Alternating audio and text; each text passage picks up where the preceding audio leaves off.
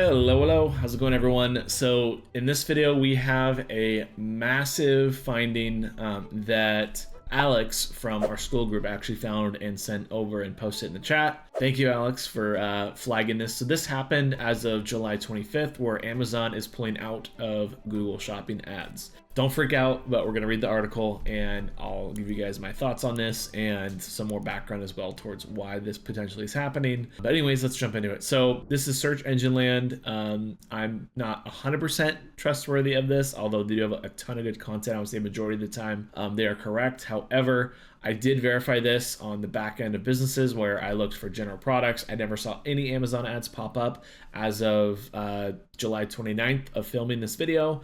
Now this happened July 25th, or published July 25th, happened July 23rd.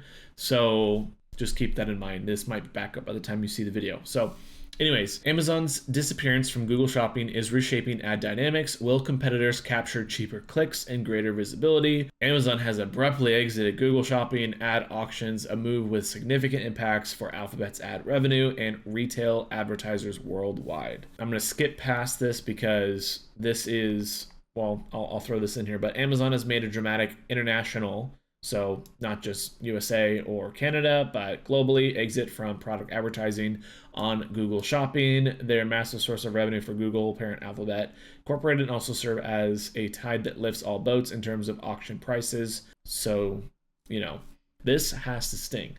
I can't read that. So the biggest thing is that this down here from Josh Dugan, on average, Amazon appears in 30% of shopping auctions across our client base. So this is a big shift. So before you freak out, everyone thinks that, oh my God, Amazon's leaving Google Shopping. They've done this before and it's already been prepped for this to happen previously. So in 2022, I believe it was, Amazon pulled out of shopping as well to do a stress test to see what actual impact Google Shopping did or had on their business. And then they rejoined it and they went back and started spending again. Amazon pulled out about 3 to 6 months ago, 50% of their ad spend. And they're just continuing down that path. So they pulled ad spend, now they fully pulled out and they dropped down, as you see, July 23rd right there.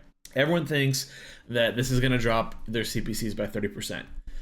Not true. So Amazon does not bid on every single product. So if you're more of a niche product, you're not really going to feel this much at all. Also, there is a lot of theories going around right now.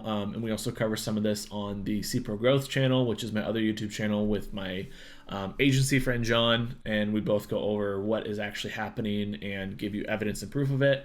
And one of the biggest things that we've noticed is that whenever you're using conversion-based bidding, Google doesn't necessarily give you or refund you that CPC if there's less people in the auction. It will pretty much try to keep it stable until you start to reach beyond and try to scale up, because Google, in theory, price fixes. This is what our theory is around it. So I'm not seeing that big of a shift for products that are, with Amazon competitors. I might be seeing like a 5 to 10% swing in CPC, but I'm not really seeing anything crazy like a 30%. Now, I don't know if that's competitors coming into play. It's still too early to tell. Like I said, we're like 5 days into this, so there isn't really a good set of data to pretty much track the ebb and flow. I don't really see this causing too big of a disruption because Amazon will probably come back to the Google Shopping side of things. Now, if it doesn't come back, then that is a extremely big issue, in my opinion, when it comes to Google's optics. Now, the reason why is because if Amazon pulls out entirely of Google Shopping, that means that they don't view it valuable. Therefore, they believe that their platform is going to take enough market share to where they don't necessarily have to push on Google to try to capture people from Google and get them to convert on Amazon. People will just go to Amazon directly, which is scary for advertisers because then they think, okay, market share is dropping. What's going on? What can we do about it? Now, the theory that I have around this is I don't think it's purely based off of that. I think that it's based off of Amazon's regular ebb and flow in testing on platforms. And I also believe that the way that things are shifting right now, going more into LLMs for the younger generation, right? So they're using ChatGPT to pretty much do the research. That is taking over a lot of the search side of Google. So Google dropped under 98% of market share. However, I don't think this is shocking just because there's still a massive market inside of Google. We're on Google and Facebook, so we're playing both sides of the equation. But when it comes to Google and its growth trajectory, I think there's a lot of interesting topics around LLMs that Google is now starting to push more and more, especially with the Gemini update on search.